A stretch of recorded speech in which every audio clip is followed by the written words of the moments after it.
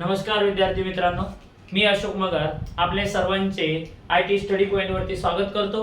आज आपण नवीन विषयाला सुरुवात करणार आहे, त्याचं नाव आहे फळे व भाजीपाला। मग फळे व भाजीपाला हा पूर्ण विषय जो आहे, सब्जेक्ट आहे, हा पूर्ण विषय आपण या आपल्या व्हाईट बोर्ड वरती या ठिकाणी घेणार आहोत। मग फळे व भाजीपाला यामध्ये कोणत्या कोणत्या गोष्टीचा समावेश होतो तर आपण पाहणार आहे फळे व भाजीपाला। काय बघणार आहे? फळे व भाजीपाला। मग फळे व भाजीपाला हा सर्वात महत्त्वाचा टॉपिक आपल्याला या ठिकाणी घ्यायचा आहे।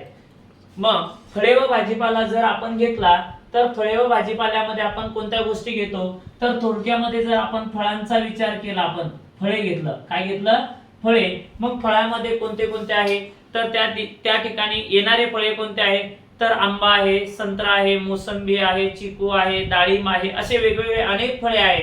म्हणजे सदाहरित फळे आहे, निम सदाहरित आहे, त्यानंतर कोरडवाहू आहे, वर्षायू आहे, असे वेगवेगळे फळे आपल्याला या ठिकाणी पाहायचे आहे। म्हणजे आपण फळे व भाजीपाला हा सब्जेक्ट या ठिकाणी आपण सुरू करणार आहे, बरोबर आहे। मग सर्व महत्त्वाचा दृष्टिकोन म्हणजे येणारी जी आपल्याला कृषी सेवक आहे आणि ग्रामसेवक आहे त्या घटकासाठी आपल्याला हा सर्वात महत्त्वाचा गोष्ट आहे। मग या ठिकाणी सुरुवात करण्या अगोदर आपल्याला सुरुवातीला घ्यायचंय की महाराष्ट्रामध्ये कोणते कोणते जे फळ आहेत किंवा फळझाडे आहेत तर हे महत्त्वाचे आहे। मग त्या ठिकाणी सुरुवातीलाच मी एक घटक लगेच आपण या ठिकाणी सुरुवात करू वेळ न घालवता। मग प्रसिद्ध ठिकाणी काय म्हणू आपण त्याला?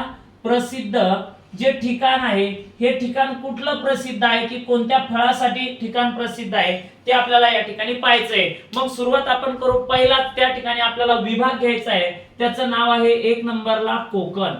काय म्हटलं रे बाळा मी या ठिकाणी? कोकण म्हणलं। मग कोकणचा काय प्रसिद्ध आहे तर कोकणचा सर या ठिकाणी कोकणचा प्रसिद्ध आहे, कोकणचा आहे आंबा प्रसिद्ध। काय प्रसिद्ध आहे? आंबा। मग आंबा मॅजिफेरा इंडिका हे शास्त्रीय नाव आहे।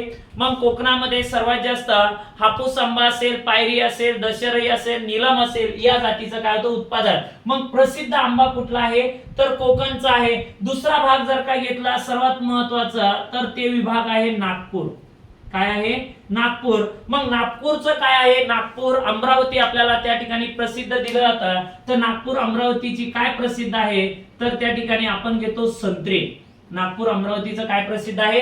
संत्री प्रसिद्ध आहे। त्यानंतर तिसरा भाग आहे, त्यानंतर येतो जळगाव। काय तरी बाळा? जळगाव। मग जळगावचं काय प्रसिद्ध आहे? जळगावला आपण त्या ठिकाणी बघितलं आहे तर जळगावची जी प्रसिद्ध आहे तिला केळी असे म्हणतो, बरोबर आहे। मग केळीचं जे सर्वात जास्त उत्पादन कोणत्या जिल्ह्यामध्ये आहे तर जळगावमध्ये। महाराष्ट्रातलं जेवढं उत्पादन येतं तेवढं जळगाव मधून आपल्याला उत्पादन सर्वात जास्त उत्पादन मिळतं। मग त्यामध्ये यावल जळगाव असेल, अशा प्रकारचं वेगवेगळं ठिकाण आहे। त्यानंतरचा आपल्याला महत्त्वाचा प्रश्न आहे किंवा जो आहे तो जिल्हा आहे पुणे, बरोबर आहे। मग पुणे जिल्ह्यामध्ये काय प्रसिद्ध आहे तर ते प्रसिद्ध असणार आहे अंजीर। मग अंजीरला त्या ठिकाणी सर्वात जास्त उत्पन्न येण्यासाठी अंजीर पिकामध्ये काय पाडला जातो तर खाचा पाडला जातो। हा महत्त्वाचा प्रश्न या ठिकाणी आहे। मग पुण्यातले काय प्रसिद्ध आहे तर अंजीर प्रसिद्ध आहे। त्यानंतरचा पाचवा प्रश्न आहे सिमला।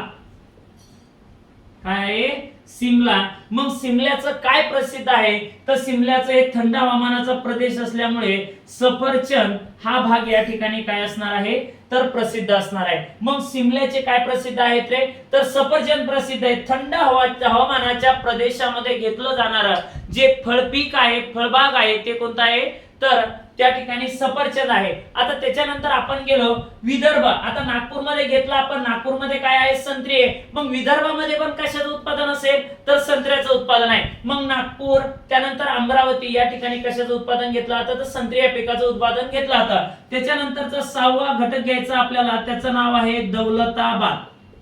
काय आहे? दौलताबाद, बरोबर आहे। दौलताबादची काय प्रसिद्ध आहे तर दौलताबादची सीताफळ प्रसिद्ध आहे। काय आहे? सीताफळ हे दौलताबादचे काय आहेत?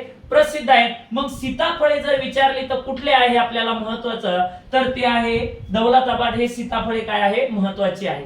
त्यानंतर अंजीर आपण घेतलं। आता पुण्याचे अंजीर आहे। मग जर पुण्याचे अंजीर आहे तर परत जर असा प्रश्न आला तर सासवड बरोबर आहे. सासवड हे पण कुठलं आहे तर पुण्यामधलं आहे. ते तिथं जे काय प्रसिद्ध आहे तर अंजीर प्रसिद्ध आहे. त्यानंतर आहे पश्चिम बंगाल. आता डायरेक्ट राज्यावर नेलं आपल्याला त्यांनी. पश्चिम बंगाल. मग पश्चिम बंगालचं या ठिकाणी काय प्रसिद्ध आहे तर पश्चिम बंगालचा जर विचार केला आपण तर पश्चिम बंगालचं जे प्रसिद्ध आहे तर त्याचं नाव आहे अननस. काय प्रसिद्ध असणार आहे अननस. हे पश्चिम बंगाल राज्यामध्ये काय आहे तर प्रसिद्ध आहे. हे महत्वाचे काय आहे अननस आहे. त्याच्यानंतर आपण घेतो सहारनपूर. बरोबर आहे. सहारनपूर या ठिकाणी कागद बनवण्याचा कारखाना सुद्धा आहे. तर या ठिकाणी 8वा प्रश्न आहे सहारनपूर. सहारनपूरची काय प्रसिद्ध आहे बाळा तर तिचं नाव आहे लिची. काय नाव आहे लिची. मग सहारनपूरची ही जी प्रसिद्ध असणार आहे तिचं नाव असणार आहे लिची. बरोबर आहे. त्याच पद्धतीने ज्यावेळेस आपण या ठिकाणी सीताफळ घेतलं होतं दौलताबादचे. मग दौलताबादचे सीताफळ घेतलं तर त्याच्या सोबतच आपल्याला घ्यायचं आहे तर हैदराबादचे सुद्धा काय प्रसिद्ध आहे. हैदराबादचे काय प्रसिद्ध आहे तर सीताफळे हे प्रसिद्ध असणार आहे. त्याच्यानंतर आपल्याला बोर खातो आपण. मग बोर ज्यावेळेस खातोय त्यावेळेस आपण जर का घेतलं 9 नंबरचा प्रश्न आहे. जर बोर म्हटलं तर बोर.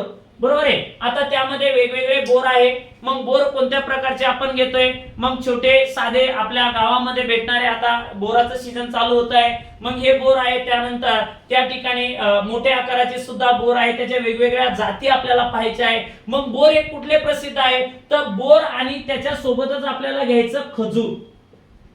बरोबर आहे. पेन खजूर खातो तो. तर ते पेन खजूर किंवा बोर जर का विचारलं तर पंजाब या राज्यामध्ये सर्वात जास्त प्रसिद्ध आहे.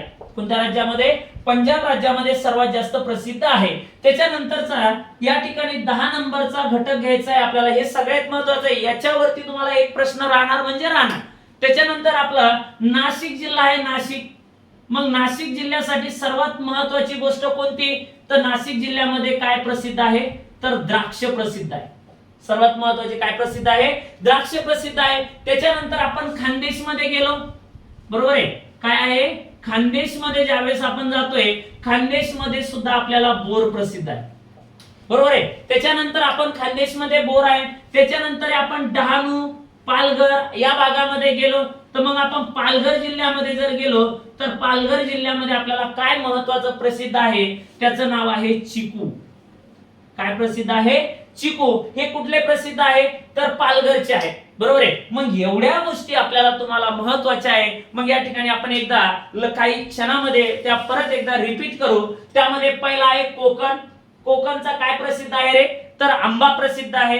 त्यानंतर दुसरा आहे नागपूर. नागपूरची काय प्रसिद्ध आहे संत्री. मग नागपूर सोबतच विदर्भ ध्यानात ठेवा. विदर्भ नसेल तर अमरावती असेल. मग अमरावतीतले जेवढेही 11 जिल्हे आहेत मग या भागामध्ये आपल्याला कोणतं पीक पाहावयास भेटतं तर संत्री पीक आहे. त्याच्यानंतर जळगाव आहे. जळगाव साठी काय प्रसिद्ध आहे तर केळी आहे. त्यानंतर पुणे आहे किंवा सासवड ठिकाण दिलं जातं. यामध्ये काय महत्त्वाचं आहे तर अंजीर आहे.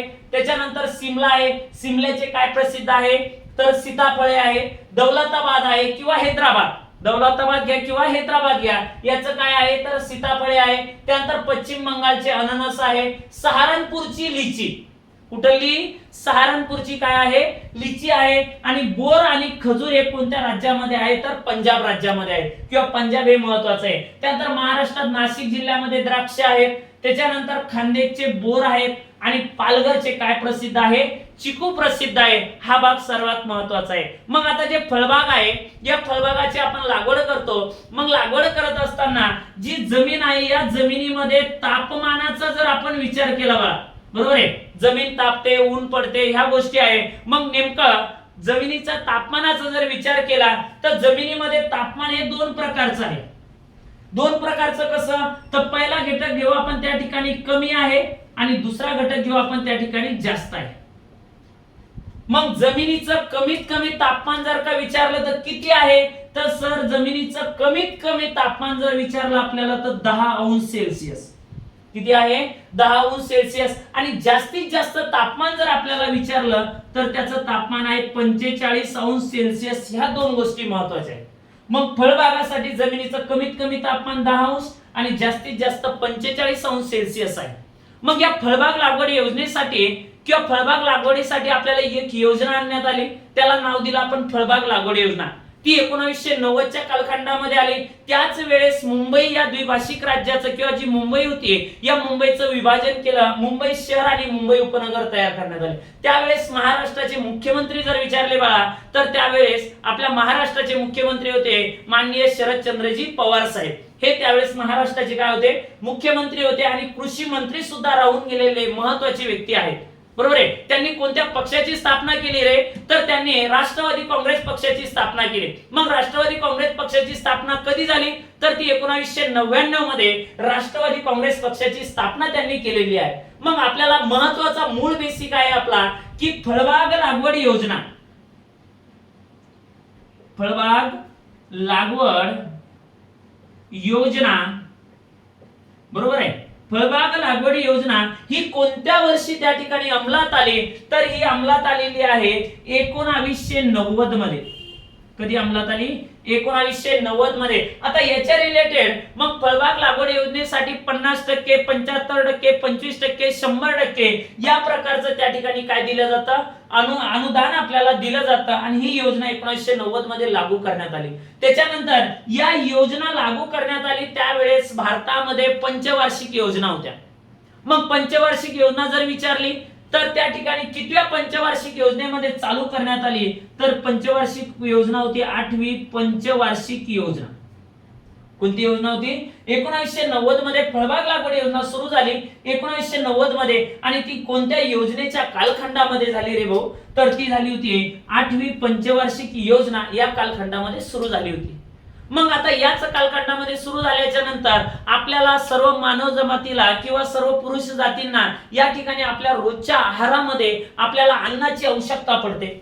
मग आपल्याला अन्नाची आवश्यकता जर लागत असेल तर प्रत्येक दिवसाला प्रत्येक माणसाला रोज किती अन्न मिळायला पाहिजे किती फळांचं आहार शास्त्रानुसार त्याचा समावेश पाहिजे तर या ठिकाणी दुसरा मुद्दा आहे आहार शास्त्रानुसार.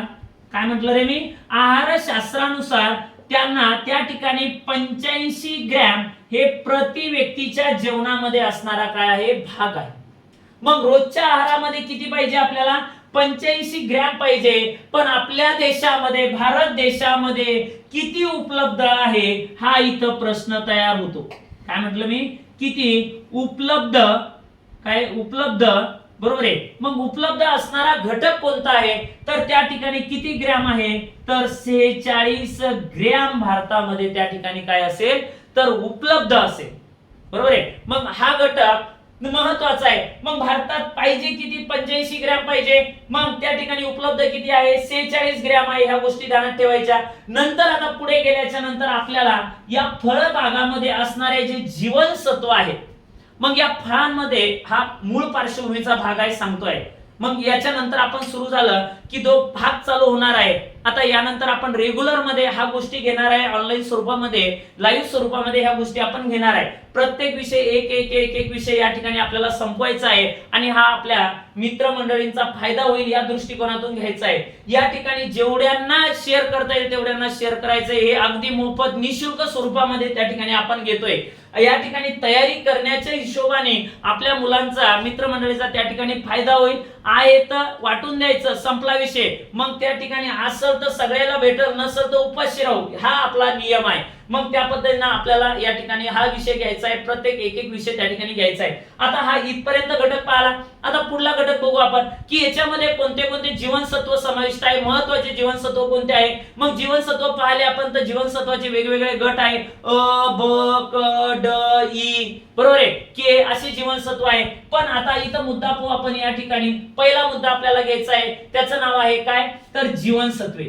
काय आहे जीवनसत्वे. मग जीवनसत्वे जे आहे तर जीवनसत्वे आपल्याला कोणते कोणते महत्त्वाचे आहे तर यामध्ये आपल्याला जीवनसत्व मिळतात अ दुसरा आहे ब आणि तिसरा आहे क. बाकीचे पण आहेत पण सर्वात महत्त्वाचे कोणते आहे अ ब आणि क.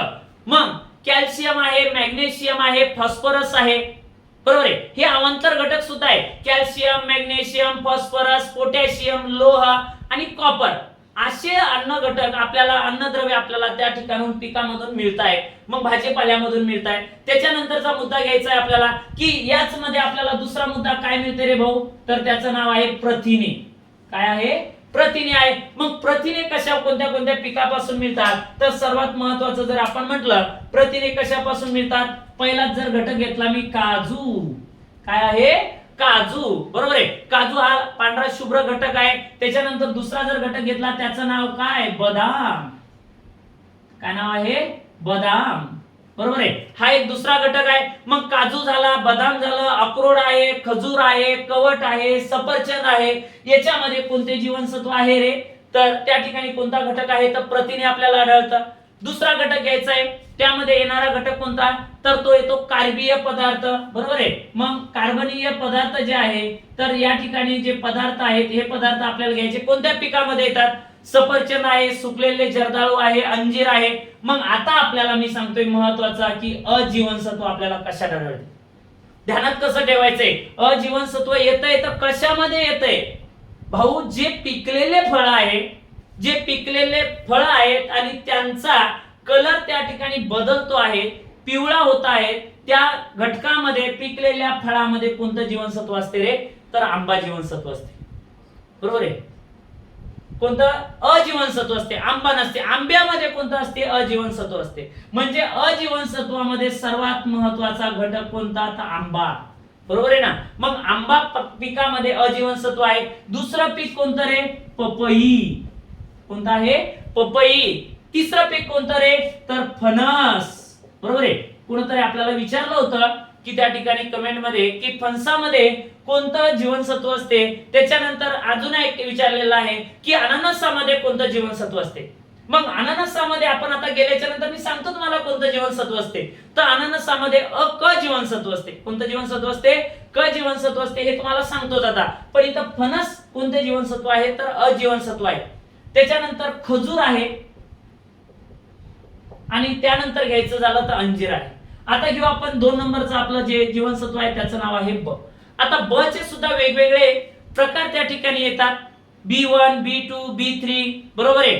त्यानंतर 5, 6, 7, बरोबर आहे, B12, हे अशा प्रकारचे वेगवेगळे भाग आहेत. मग हे ब जीवनसत्व आपल्याला कशामध्ये आढळतं, तर ते थोडक्यात जर सांगायचं झालं तर अक्रोड आहे, काय आहे, अक्रोड.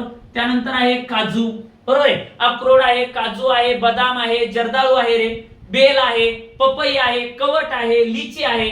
अशा पिकामध्ये आपल्याला कोणतं आढळतं बाळा, तर ब जीवनसत्व आढळतं. आता सर्वात महत्त्वाचं जे घ्यायचं आहे त्याचं नाव आहे क जीवनसत्व.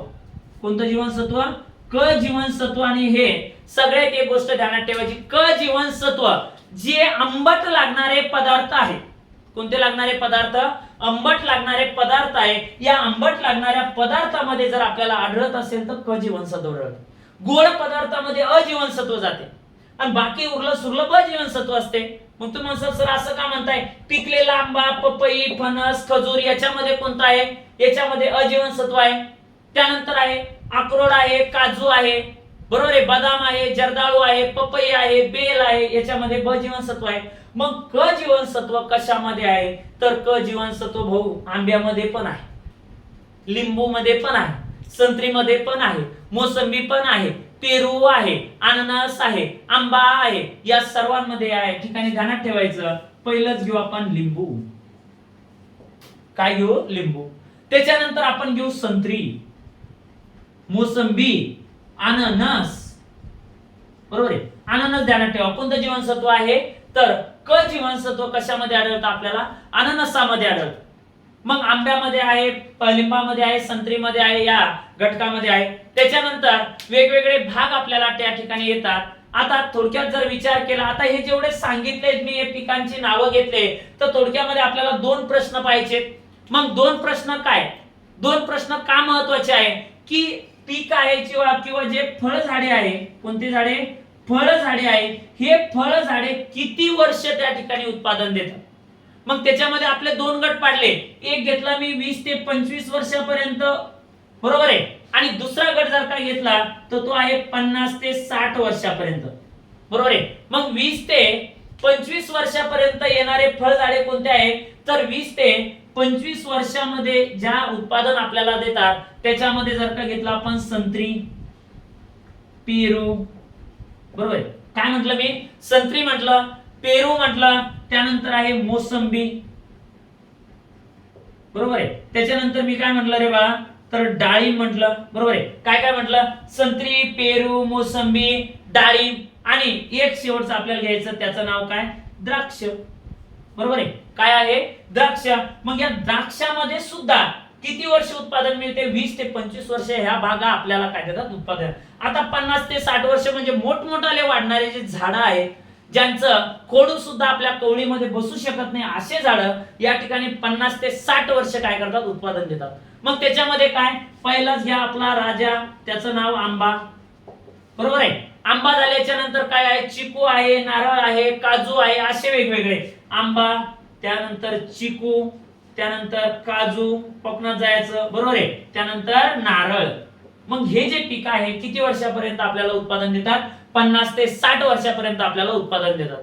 मग अशा प्रकारचा घटक या ठिकाणी आपण हा पहिला पार्ट घेतलेला आहे, म्हणजेच थोडक्यामध्ये पार्श्वभूमी आहे. मग हा फळबागेमध्ये असणाऱ्या फळे व भाजीपाला हा भाग आहे. मग यामधला आपण पहिला भाग आज या ठिकाणी घेतला. फळे आपण सुरुवात करणार आहे उद्यापासून. जे वेगवेगळे हवामान लागते आहे, भारतामध्ये हवामानाची विभाग किती आहे, महाराष्ट्रामध्ये हवामानाची विभाग किती आहे, या वेगवेगळ्या गोष्टी आपल्याला या ठिकाणी पूर्णपणे आपल्याला घ्यायच्या आहे. जर व्हिडिओ आवडला तर लाईक आणि शेअर करायला विसरायचं नाही. या ठिकाणी मी सर्वांचे अशोक मगर रजा घेतो. धन्यवाद.